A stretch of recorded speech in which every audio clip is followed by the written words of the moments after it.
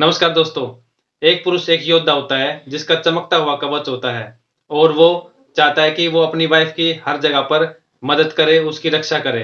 पर उसकी वाइफ उसको टोक-टोक कर उसको इतना बदल देती है कि उसका जो रुचि थी उसकी वाइफ में वो कम दिन-ब-दिन कम होती जाती है और उसकी वजह से वो अपनी वाइफ का ख्याल रखना छोड़ देता है।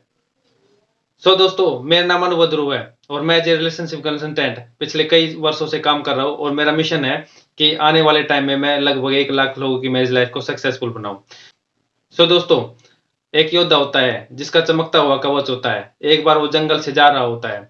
उस वक्त उसको एक राजकुमारी दिखाई देती है और उस राजकुमारी को कई राक्षसों ने घेर रखा होता है। तो योद्धा जाता है, अपनी तलवार निकालता है और तलवार से उनको मारना स्टार्ट कर देता है।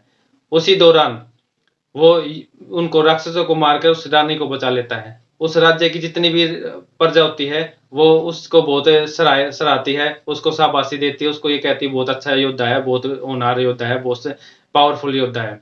वो वहीं पे राज्य में अपने रहने लग जाता है और रानी के साथ में रहने लग जाता है। फिर एक बार वो जब जंगल में दोबारा गया शिकार करने तो वापस आया, तो जब उसने देखा कि फिर से कई राक्षसों ने वहां पे अटैक कर दिया और रानी को फिर से पकड़ लिया।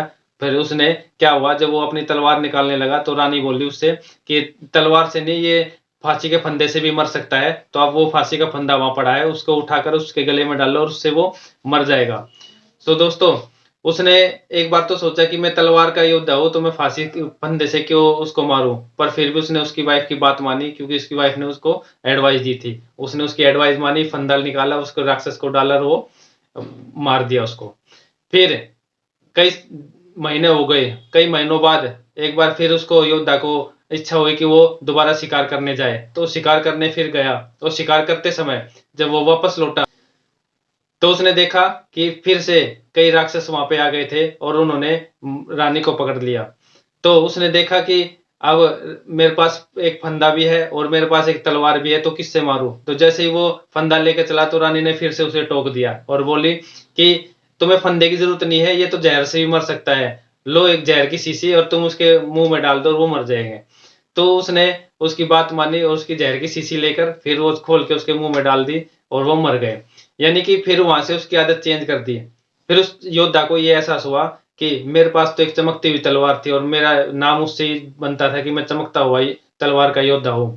पर उसका बार बार में टोकने से उसकी जो रानी थी उसने टोक टोक के उसकी सारी आदत बदल दी है। उसको तलवार की जगह रस्सी पकड़ा दी, रस्सी की जगह और अब जहर पकड़ा दिया। यानी उसको बार बार में टोक दिया, उसकी जो स्किल थी वो बिल्कुल खत्म होती चली गई है।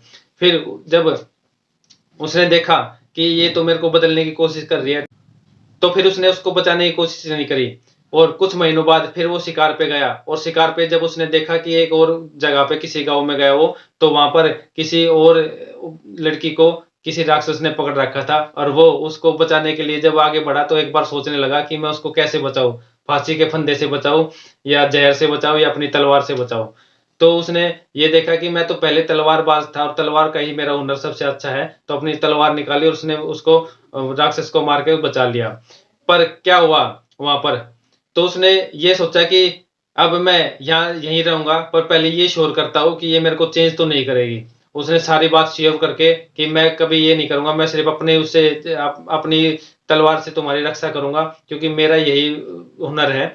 तो उसने वहां पर उसको जाके बचाया और वो हमेशा के लिए वहीं पर रहने लगा और उसने पुरानी रानी को छोड़ दिया।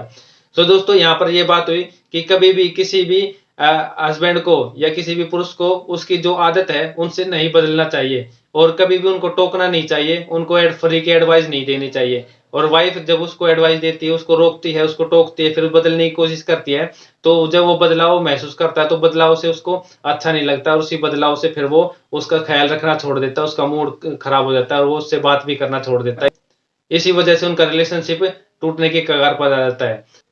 तो वाइफ को ये ध्यान रखना चाहिए कि हस्बैंड की किसी भी आदत को चेंज नहीं करना चाहिए, वो जैसा उसको वैसे ही एक्सेप्ट करना चाहिए क्योंकि वो उसी में ही खुश है। और ऐसे ही किसी हस्बैंड को अपनी वाइफ को कभी भी चेंज करने की कोशिश नहीं करनी चाहिए। अगर वो कभी नाराज है तो उसको ध्यान से सुनना चाहिए, समझना चाहिए, फिर उसकी बात पर अमल करना चाहिए।